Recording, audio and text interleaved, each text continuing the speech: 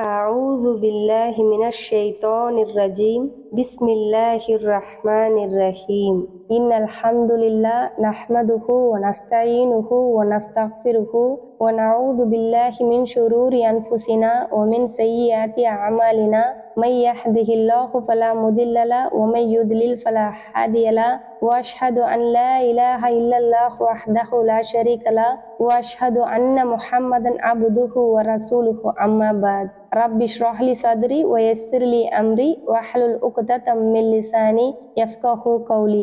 அல்லாஹ்வின் நல்லடியார்கள் அனைவரின் மீதும் அல்லாஹ்வின் சாந்தியும் சமாதானமும் என்றென்றும் எப்போதும் நிலவட்டுமாக. அஸ்ஸலாமு அலைக்கும் வரஹ்மத்துல்லாஹி வபரகாதுஹு.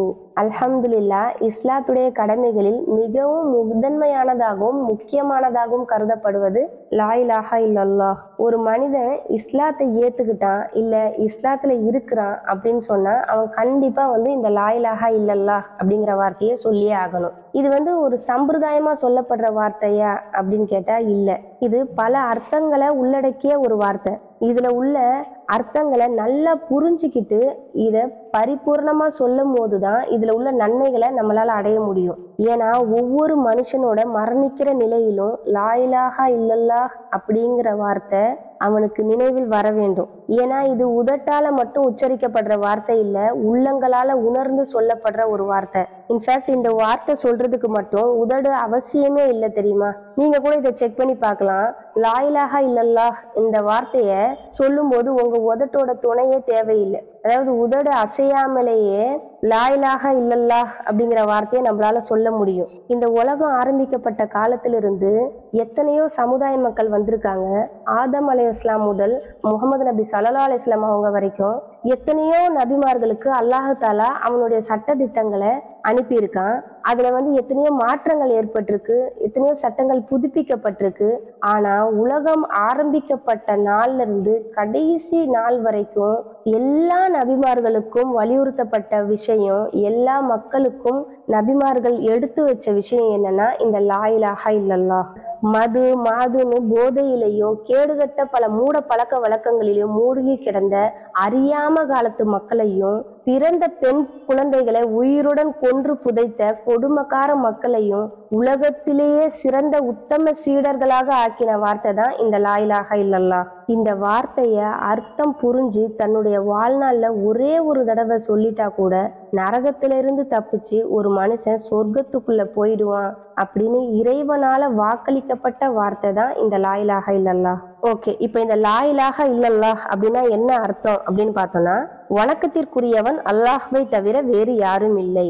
முதல்ல அல்லாஹ்னா யாரு அப்படின்னு நம்ம பார்க்கணும். அல்லாஹ்ங்கிறது முஸ்லிம்களால வணங்கப்படுற ஒரு கடவுளா? அப்படிதான் இந்த உலகத்துல எல்லாருமே நினைச்சுக்கிட்டு இருக்கோம். அது முஸ்லிம்களா இருந்தாலும் சரி, முஸ்லிம் அல்லாத மக்களாக இருந்தாலும் சரி, என்ன நினைக்கிறோம்னா அல்லாஹ்ங்கிறது முஸ்லிம்களால வணங்கப்படுற ஒரு கடவுள் அப்படின்னு. ஆனா அல்லான்ற வார்த்தைக்கு என்ன அர்த்தம் அப்படின்னு பார்த்தோம்னா, இப்ப தமிழ்ல எப்படி கடவுள்னும் இங்கிலீஷ்ல காடுனும் தெலுங்குல தேவுடுனும் சொல்றாங்களோ அதே மாதிரி இறைவனை அல்லாஹ் அப்படின்ற வார்த்தையால அரபில அழைக்கிறாங்க. இப்போ நீங்க கூகுள் டிரான்ஸ்லேட்டர்ல இப்ப தமிழ்ல போய் போட்டு பாத்தீங்கன்னா அல்லாஹ் அப்படின்னு டைப் பண்ணி பாத்தீங்கன்னா அதுல கடவுள் அப்படின்னு காட்டும். அதே மாதிரி இங்கிலீஷ் டிரான்ஸ்லேட்டர்ல போய் பாத்தீங்கன்னா அதுல அல்லாஹ்னு டைப் பண்ணீங்கன்னா காட் அப்படின்னு காட்டும். அப்போ அல்லாஹ்ங்கிறது முஸ்லிம்களுக்கு சொந்தமான ஒரு கடவுள் அப்படின்னு நினைக்கிறது தப்பு.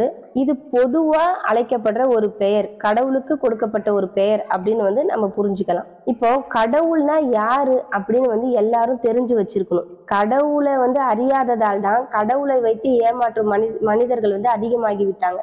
இந்த அற்பமான மனிதர்களே நாம செய்யற ஒவ்வொரு செயல்களுக்கும் மற்ற மனிதர்களிடமிருந்து ஒரு அக்னாலஜ்மெண்ட் வரணும், நம்மளை பத்தி அவங்க தெரிஞ்சுக்கணும்னு நினைக்கணும், நம்மளை பத்தி தேடணும் அப்படின்னு சொல்லி நம்ம ஆசைப்படுறோம். இந்த வானம் பூமி பெரிய மலைகள் சிறிய புற்பூண்டுகள் இந்த உலகத்துல உள்ள உயிர்கள் எல்லாத்தையும் படைத்த இறைவன் எந்த அளவிற்கு இந்த எதிர்பார்ப்புக்கு தகுதியானவன் அப்படின்னு நம்ம புரிஞ்சுக்கணும். அந்த காலத்து குறைஷி மக்கள் நபிகள் நாயகம் ஸல்லல்லாஹு அலைஹி வஸல்லம் அவர்களிடம் நீங்க வணங்குற அல்லாஹ் யாரு, அவன் எப்படிப்பட்டவன் அப்படின்னு கேட்கும் போது அல்லாஹ் தாலா இந்த மாதிரி சொல்லுங்க அப்படின்னு சொல்லி அவனுடைய திருமறையில எடுத்து சொல்றான். குல் ஹுவல்லாஹு அஹத், நபியே நீர் கூறுவீராக அல்லாஹ் ஒருவன் தான். இங்க ஹுவ அப்படிங்கிற வார்த்தை வந்திருக்கு, அது அவன் அப்படிங்கறத குறிக்கும். இதுல இன்னொரு சந்தேகம் நிறைய பேருக்கு என்ன வரும்னா, அப்போ அல்லாஹ் ஆண் பாலா, அல்லாஹ் ஆனா அப்படிங்கிற ஒரு சந்தேகம் வரும். இதுல என்னன்னா, அல்லாஹ் தன்னை ஆணுனோ பெண்ணுனோ இல்ல மற்ற உயிரினம் அப்படின்னோ சொல்லி குறிப்பிடல. இங்க அஹது அப்படின்னு சொல்லப்படுறதுக்கான அர்த்தமே அவன் தனித்தவன், அவன் இந்த மாதிரி ஒரு கேட்டகரி கீழெல்லாம் வரவே மாட்டான் அப்படின்னு சொல்றதுதான் அதோடைய அர்த்தம். ஆனா இங்க ஏன் ஆண் அவன் அப்படின்னு குறிப்பிடப்பட்டிருக்குன்னா, அதாவது அரபி மொழியை பொறுத்த வரைக்கும் நம்ம மற்ற மொழிகளுக்கும் அரபி மொழிக்கும் என்ன உள்ள வித்தியாசம்னா, எல்லா சொல்லும் ஆண்பால் பெண்பால் அப்படின்னு 2 பால்கள்ல தான் குறிப்பிடப்படும். இதுல நியூட்ரலா ஒரு பால் கிடையாது மற்ற மொழிகள்ல இருக்க மாதிரி. அல்லாஹ் அப்படிங்கிற வார்த்தை ஒண்ணு ஆண் பால்ல குறிப்பிடப்படணும் இல்ல பெண் பால்ல குறிப்பிடப்படணும். பெண் பால்ல குறிப்பிடப்படணும்னா 4 கண்டிஷன் இருக்கு. ஒண்ணு அது தாய், அக்கா, தங்கை இப்படின்னு பெண் தன்மையுடைய சொல்லா இருக்கணும். இல்லனா அந்த எழுத்துக்கு கடைசியில அந்த தா மர்பூத்தான்னு சொல்லுவோம், அந்த குண்டு தா வரும். அந்த தா வந்துச்சுன்னா அந்த வார்த்தைகள் எல்லாமே பெண்பால் சொற்கள் அப்படின்னு சொல்லுவோம். அப்படி இல்லைன்னா அந்த வார்த்தை கடைசியில பெரிய அலிஃப் வரும். அந்த மாதிரி வந்ததுன்னா நம்ம அதை பெண்பால்னு சொல்லுவோம். அப்படியும் இல்லைன்னா, அதாவது இப்ப கண்கள், காதுகள், கைகள் இப்படி ரெட்டையா சொல்ற வார்த்தைகள் எல்லாத்தையும் பெண்பால்ல குறிப்பிடப்படுவோம். இப்படி இந்த 4 கேட்டகரியிலயுமே அல்லாஹ் அப்படிங்கிற பேர் வரல இல்லையா. அல்லாஹ் முதல்ல சொன்ன மாதிரி பெண் தன்மையிலயும் இல்ல, அடுத்து சொன்ன மாதிரி தா மர்பூத்தாவும் கடைசியில அந்த பேர்ல வரல, அலிஃபும் வரல. அதே மாதிரி அல்லாஹ் இரட்டையாவும் சொல்ல முடியாது. அல்லாஹ் ஒருவன், அல்லாஹ் தனித்தவன். அப்போ நம்ம அதை ஜென்ரலா ஆண் பால்ல தான் குறிப்பிட முடியும். சரிங்களா.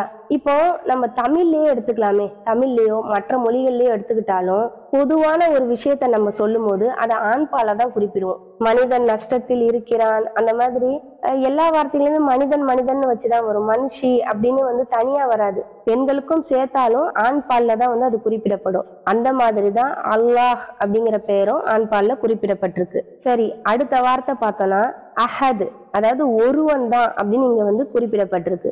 ஒருவன் தானா, அல்லாஹ் ஒருவன் தானா அப்படின்னு பார்த்தோம்னா ஆமா, அல்லாஹ் ஒருவன் தான். அரபியில ஒருவன் அப்படின்னு சொல்றதுக்கு வாஹிதுன்னு சொல்லலாம். இந்த வாஹிதுன்னு அல்லாஹ் தஆலா இங்க போடாம ஏன் அஹத் அப்படின்னு போட்டிருக்கானா, இப்போ வாஹிது அப்படிங்கறத நம்ம எப்படி பயன்படுத்தினாலாம், இப்போ ஒரு காம்படிஷன் நடக்குது, அதுல 10 பேரோ இல்ல 100 பேரோ பார்ட்டிசிபேட் பண்றாங்க. ஆனா அதுல ஒருத்தர் ஜெயிக்கிறாரு. சரிங்களா. அந்த ஒருத்தனை நம்ம முன்னிறுத்தி சொல்லும் போது வாஹிது அப்படின்னு சொல்லுவோம். ஏன்னா அந்த 10 பேர்ல ஒருத்தர், 100 பேர்ல ஒருத்தர், 1000ல ஒருத்தர், சரிங்களா, கோடியில ஒருத்தர்னு சொல்லும் போது இந்த வாஹிது, இந்த ஒருத்தன்ங்கிறத அப்படி பயன்படுத்தலாம். ஆனா அஹதுங்கிறது யாருமே கிடையாது, காம்படிஷனே கிடையாது இல்லையா. அதாவது அவன் கிட்ட யாரும் நிக்கவே முடியாது, அவன் மட்டும்தான், அவன் தான் தனித்தவன், அவன் தான் முதல், அவன் தான் கடைசி அப்படின்னு சொல்றதுக்கு தான் இந்த அஹது அப்படிங்கிற வார்த்தையை பயன்படுத்துறோம். அது மட்டும் இல்லாம எப்படி அவன் கூட எதுவுமே கிடையாதோ, அவன் மட்டும்தானோ, அதே மாதிரி அவன் இல்லாமலும் எதுவுமே கிடையாது அப்படின்னு சொல்றதுதான் இந்த அஹதுங்கிற வார்த்தை. அந்த காலத்து குறைஷி மக்களுக்கு அல்லாஹு வாஹிது அப்படிங்கறதுல எந்த பிரச்சனையுமே கிடையாது. ஏன்னா அவங்களும் அல்லாஹ் கடவுள், இறைவன் அப்படின்னு சொல்லி வணங்குனாங்க. அல்லாஹ் தான் பெரிய கடவுள், ஆனா எங்களுக்கு இந்த சிறு கடவுள்கள்லாம் இருக்கு, இந்த சிலைகளையும் வணங்குவோம் அப்படின்னு சொல்லி வணங்குனாங்க. இந்த சிலைகள் அல்லாஹ் கிட்ட எங்களை நெருக்கி வைக்கும் அப்படின்னு சொல்லி வணங்குனாங்க. ஆனா அல்லாஹு அஹது, அல்லாஹ் ஒருத்தன் தான் அப்படின்னு சொல்றதுலதான் அவங்களுக்கு பிரச்சனையே இருந்துச்சு. நமக்கு எல்லாருக்கும் தெரியும், பிலால் ரலியல்லாஹு அன்ஹு சுதுர மணல்ல போட்டு கொடுமைப்படுத்தினாங்க, இழுத்துக்கிட்டு போய் இல்லையா. அந்த நேரத்துல பிலால் ரலியல்லாஹு அன்ஹு என்ன சொன்னாங்க, அல்லாஹு அஹது அஹது, அந்த வார்த்தை தான் வந்துகிட்டே இருந்தது அவங்க வாயில. அப்போ அந்த குறைஷி மக்களுக்கு அது ரொம்ப கோபமூற்றதா இருந்தது இல்லையா. அவங்க வெறும் அல்லாஹ்னு சொல்லியிருந்தா அவங்களுக்கு கஷ்டமா இருந்திருக்காது. ஏன்னா அவங்களும் அல்லாஹ் வணங்கதான் செஞ்சாங்க. இவன் என்ன அல்லாஹு அஹது அஹதுன்னு சொல்லி இப்ப புதுசா கொண்டு ஒரு கொள்கையை திணிக்கிறானே அப்படின்னு சொல்லிட்டு தான் அவங்கள போட்டு அவ்வளவு கொடுமை பண்ணாங்க. அல்லாஹுடைய திருநாமங்கள்னு சொல்லப்படுற, அல்லாஹுடைய பெயர்கள்ல இருந்து எடுக்கப்படுற தன்மைகள்ல மனிதர்களுக்கும் அதுல ஒரு சிறு துளி அளவு அல்லாஹ் தஆலா கொடுத்திருக்கான். அல்லாஹ் கருணையாளன், மனிதர்களையும் ஒரு சிறு துளி அளவு இல்லையா கருணை இருக்கு. அல்லாஹ் மன்னிப்பவன், மனிதர்களும் மன்னிப்பாங்க. அல்லாஹ் அழகானவன், மனிதர்களையும் அழகு இருக்கு. இப்படி அதாவது அதை கம்பேர் பண்ண முடியாது. இருந்தாலும் அந்த மாதிரி ஒரு தன்மைகளை வந்து அல்லாஹ் தஆலா கொடுத்துருக்கான். ஆனா இந்த அஹதுங்கிற தன்மையை மட்டும் அல்லாஹ் தனக்கு மட்டுமே சொந்தமாக்கி வச்சிருக்கான். இந்த இடத்துல யாருமே கிடையாது. எந்த மனிதர்களையும் அல்லாஹ் தஆலா அந்த இடத்துல அந்த ஒரு சின்ன ஒரு 0.0001 கூட அந்த பாயிண்ட் அளவுல கூட இந்த தன்மையை வந்து மனிதர்களுக்கு அல்லாஹ் தஆலா கொடுக்கல. இது அவன் மட்டும்தான், அவன் தனித்தவன் அப்படிங்கிறதுக்காக சொல்லப்பட்ட வசனம். படைத்த இறைவன் அவன் ஒருத்தன் தான், அவன் தனித்தவன், அவன் கூட யாருமே கிடையாது அப்படின்னு சொல்றான். ஏன் அப்படி சொல்றான்? ஏன்னா ஒண்ணுக்கு மேற்பட்ட கடவுள் இருந்தா என்ன ஆயிருக்கும் அப்படின்னு அல்லாஹ்வே சொல்றான் பாருங்க. வானம் பூமி இவற்றில் அல்லாஹ்வை அன்றி வேறு தெய்வங்கள் இருந்திருந்தால் நிச்சயமாக இவ்விரண்டும் அழிந்தே போயிருக்கும். இன்னைக்கு நம்ம இந்த உலகத்திலே பார்க்கலாம், ஒரே பவருடைய 2 பேரு ஒரே நேரத்துல ஒரு பதவியில இருக்க முடியுமா? இன்னைக்கு ஒரு சிஎம் இருந்தா ஒரு 4 வருஷம் கழிச்சு இன்னொரு சிஎம் வராங்க. ஆனா அவங்களுக்குள்ளேயே எவ்வளவு போட்டி பாருங்க. முதல்ல இருந்த சிஎம் என்னென்ன பண்ணாங்களோ அதை எல்லாத்தையுமே வந்து அடுத்து வந்தவங்க வந்து மாத்தணும். இந்த சட்டத்தை மாத்தணும், அவங்க கட்டின பில்டிங்ஸை இடிக்கணும், ஹாஸ்பிட்டல்ஸை இடிக்கணும், அவங்க புதுசா கட்டணும். ஏன்னா போட்டி, ஏன்னா நம்ம தான் எல்லாமே செஞ்சோம் அப்படின்னு இருக்கணும், நம்ம தான் பெரிய ஆளு அப்படின்னு காட்டணும். அப்போ ஒரே நேரத்துல 2 சிஎம்மோ இல்ல 2 பிஎம்மோ சேமா பவர் இருக்கு, அவங்க நினைச்சா எல்லாமே பண்ணலாம், 2 பேருமே எல்லாமே பண்ணலாம், 2 பேரும் என்ன நினைச்சாலும் பண்ணலாம் அப்படின்னு இருந்தா இவங்களுக்கு தேவையானவங்கள அவங்க எதிர்த்துப்பாங்க, அவங்களுக்கு தேவையானவங்களை இவங்க எதிர்த்துப்பாங்க. இப்படியே அவங்களுக்குள்ள போட்டி போட்டே நாடு வீணா போயிடும். அதே மாதிரி ஒரு ஸ்கூல்ல ஒரு பிரின்சிபல் வச்சு பாருங்க, ஒரு கம்பெனில ஒரு ஓனரை வச்சு பாருங்க. அதாவது 2 பேரும் எல்லாமே செய்ய சக்தி உடையவங்க, 2 பேரும் ஒரே இடத்துல இருக்காங்க அப்படின்னு சொல்லும் போது, இல்ல நான் இவங்களுக்கு இது பண்ண போறேன், இல்ல நான் இப்ப எக்ஸாம் வைக்க போறேன், நான் இப்ப இந்த சட்டத்தை மாத்த போறேன் இப்படின்னு சொல்லிட்டு ஒரு கம்பெனியோ ஒரு ஸ்கூலோ ஒரு காலேஜோ எதுவுமே ஒழுங்கா நடக்காது.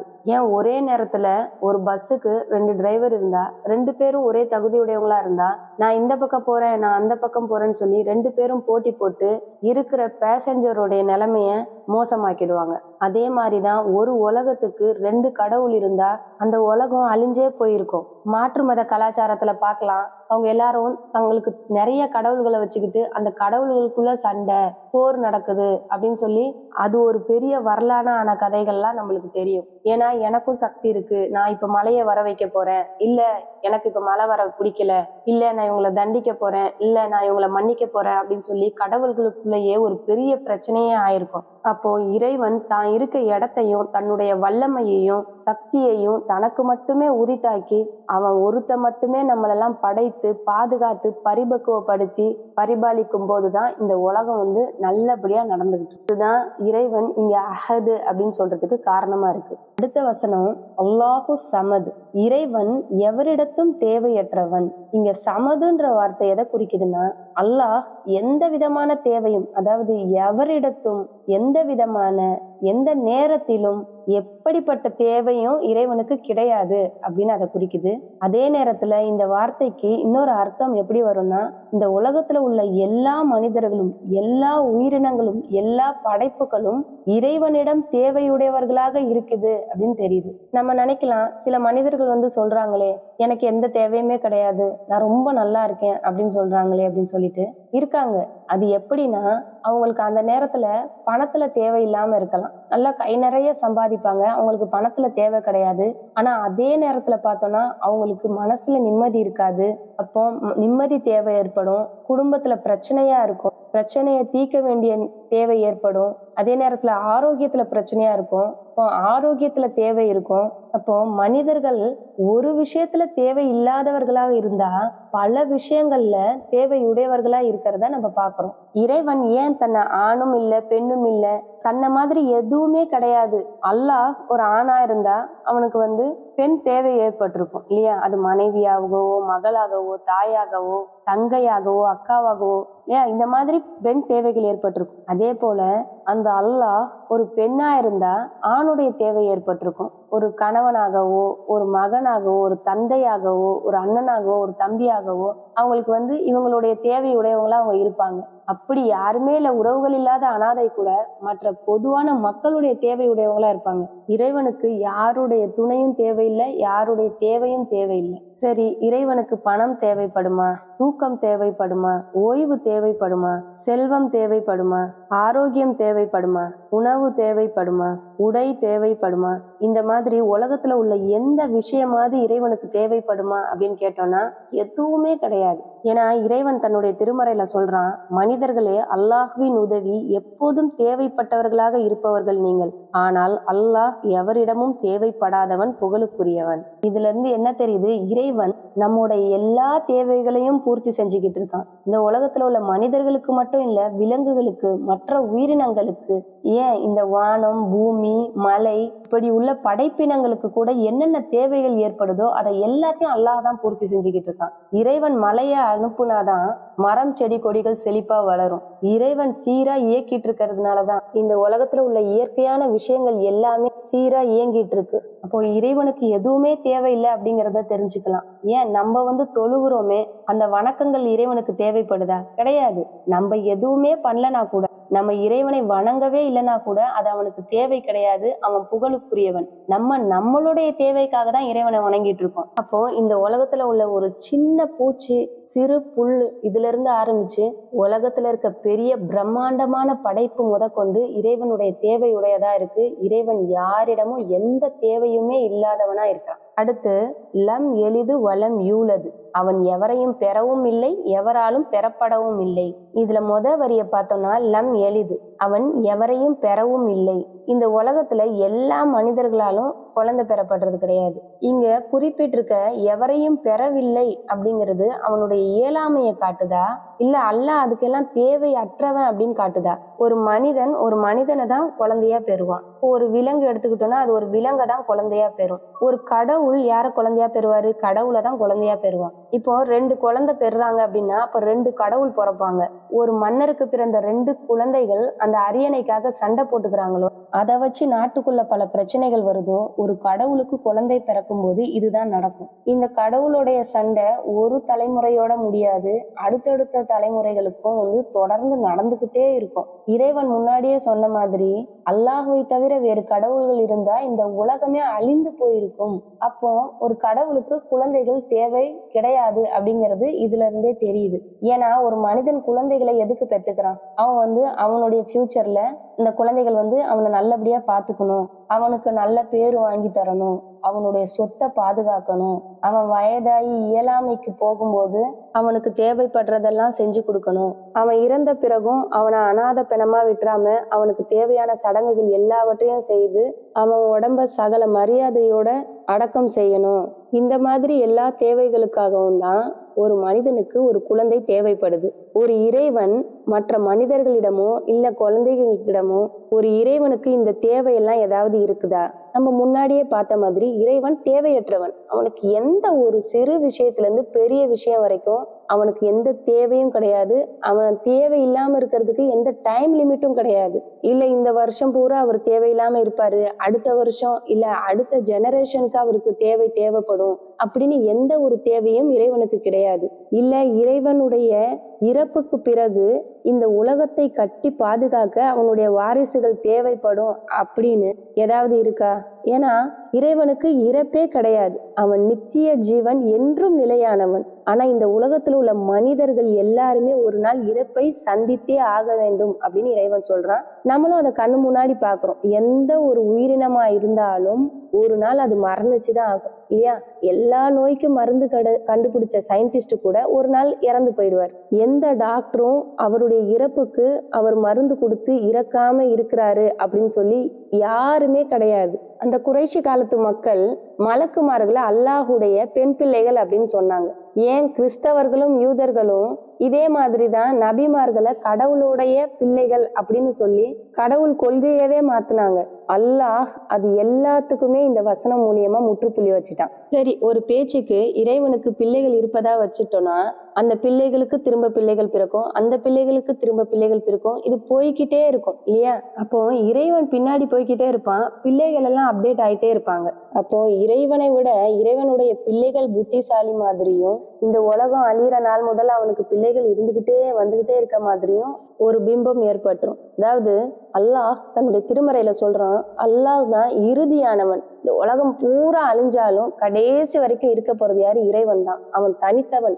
ஆரம்பமானவனும் அவன் தான், இறுதியானவனும் அவன் தான். இப்போ இந்த மாதிரியான எல்லா விஷயங்கள்ல இருந்து இறைவன் தூய்மையானவன். அல்லாஹ் முதுமை, நோய், தூக்கம், பசி, தாகம் இப்படி மனிதர்களுக்கு ஏற்படும் எந்த விதமான பலகீனங்களும் இல்லாதவன். ஒரு மனிதனுக்கு சந்ததி இருக்கு அப்படின்னு சொல்ற விஷயம் ஒரு பெருமையான விஷயம், அவனுக்கு ஒரு சந்தோஷமான விஷயம். ஆனா இறைவனுக்கு குழந்தைகள் இருக்குது அப்படிங்கிறது இறைவனுக்கு கோபத்தை ஏற்படுத்துற ஒரு இழிவான விஷயம். சர்வ வல்லமை பொருந்திய இறைவனுக்கு சந்ததிகளை ஏற்படுத்திக்கிற அவசியம் இல்லை அப்படிங்கிறது இதுல இருந்து தெரியுது. அடுத்த வரிய பார்த்தோம்னா, வலம் யூலது, அவன் எவராலும் பெறப்படவும் இல்லை.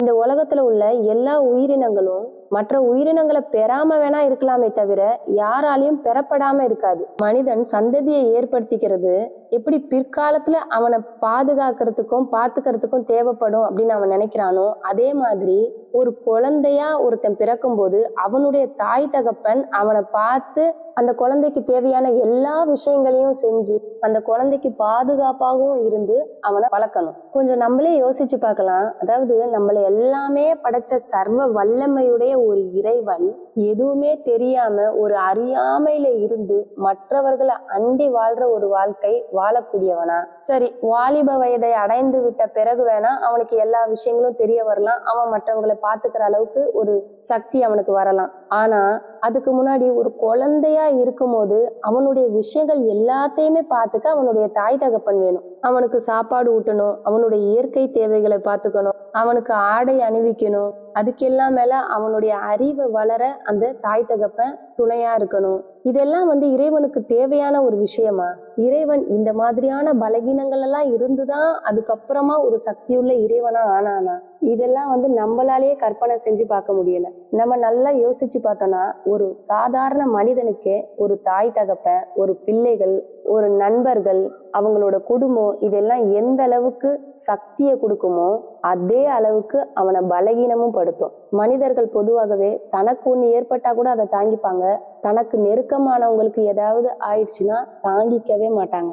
இறைவன் இந்த பலகீனம் எல்லாத்தையும் விட்டு தூய்மையானவன். அதுக்கு மேல இறைவனுக்கு தாய் தகப்பன் இருக்கு அப்படின்னே வச்சுக்கிட்டாலும், தாய் தகப்பனுக்கு தாய் தகப்பன், அவங்களுக்கு தாய் தகப்பன், இப்படி இது ஒரு பெரிய லிஸ்டா முன்னாடி நீண்டுகிட்டே போகும். நம்ம ஏற்கனவே சொன்னோம் இல்லையா, அந்த அஹதுக்கு இன்னொரு அர்த்தம் என்னன்னா முதன்மையானவன். அவனுக்கு முன்னாடி யாருமே கிடையாது. அது மட்டும் இல்லாம இறைவன் பல வசனங்கள்ல இதை சொல்றான், அவன் தான் முதல், அவன் தான் கடைசி. அது மட்டுமா, இறைவனுக்கு தாய் தகப்பன் இருக்கு அப்படின்னு நம்ம நினைச்சிட்டோம்னா அந்த தாய் தகப்பனுக்கு இறைவன் கட்டுப்பட்டவன் ஆயிடுவான். இந்த உலகத்திலேயே இறைவனே பல இடங்கள்ல சொல்றான் இல்லையா, உங்களுடைய தாய் தகப்பனுக்கு நீங்க கட்டுப்பட்டு நடங்க, உங்க தாய் தகப்பன் சொல் பேச்சை மீறாதீங்க, இப்படிலாம் சொல்லும் போது அதே ரூல்ஸ் தான் இறைவனுக்கும் எடுக்கணும். ஒருவேளை இறைவனுக்கு தாய் தகப்பன் இருந்தா இறைவனுடைய தாய் தகப்பன் என்னென்ன சொல்றாங்களோ அதை கேட்டு நடக்கக்கூடியவனா இறைவன் ஆயிடுவான். இறைவனுங்கிறவன் அவனுடைய கட்டுப்பாட்டுக்கு கீழே இந்த உலகம் எல்லாத்தையும் வச்சு ஆள்றவனே தவிர யாருடைய கட்டுப்பாட்டுக்குள்ளேயும் இருக்கிறவன் கிடையாது. அதுக்கு மேல சில மனிதர்கள் விதண்டாவாதமா என்ன பேசுவாங்கன்னா, ஓகே அல்லாஹ் ஆணும் இல்லை பெண்ணும் இல்லை, அப்ப மூன்றாவது ஏதாவது பாலினமா இருப்பான், ஏன்னா அவன் யாரையும் பெறவும் இல்லைன்னு சொல்லிட்டான், ஆணும் இல்லை பெண்ணும் இல்லை அதனால பெறல, அப்ப அவன் பெறப்பட்டிருக்கலாம் இல்லையா அப்படின்னு மனிதர்கள் கேட்க வர்றதுக்கு முன்னாடி அல்லாஹ் தாலாவே முற்றுப்புள்ளி வச்சுட்டான், அவன் யாராலையும் பெறப்படவும் இல்லை. சரிங்களா? நம்ம நினைக்கிற விஷயங்கள்ல இருந்து அல்லாஹ் மிக தூய்மையானவன். அல்லாஹ் எந்த ஒரு கேட்டகரியிலுமே சேர்க்க முடியாது. சர்வ வல்லமையுடைய இறைவன், எல்லாத்துக்கும் அப்பாற்பட்டவன். கடைசியா வலம் யகுல்லஹு குஃபுவன் அஹது, அவனுக்கு நிகராக எதுவுமே இல்லை. இங்க குஃபுவன் அப்படிங்கிறது நமக்கு நிகரா கருதப்படுறவங்களை குறிப்பிடப்படுற ஒரு சொல். இங்க இன்னொன்னு அஹது, அல்லாஹ்வுடைய தனித்துவமான பெயரை அல்லாஹ் தஆலா திரும்ப பயன்படுத்தி இருக்கான். அப்போ நம்ம முதல் 3 வசனங்களை சரியா புரிஞ்சுக்கிட்டாலே இந்த வசனத்தை நம்ம நல்லா புரிஞ்சுக்கலாம். அதாவது இறைவன் எப்படி தனியானவன், இறைவன் எந்த தேவையும் இல்லாதவன், இறைவன் எந்த சந்ததியும் இல்லாதவன், இறைவன் எதிலிருந்தும் பெறப்படாதவன்.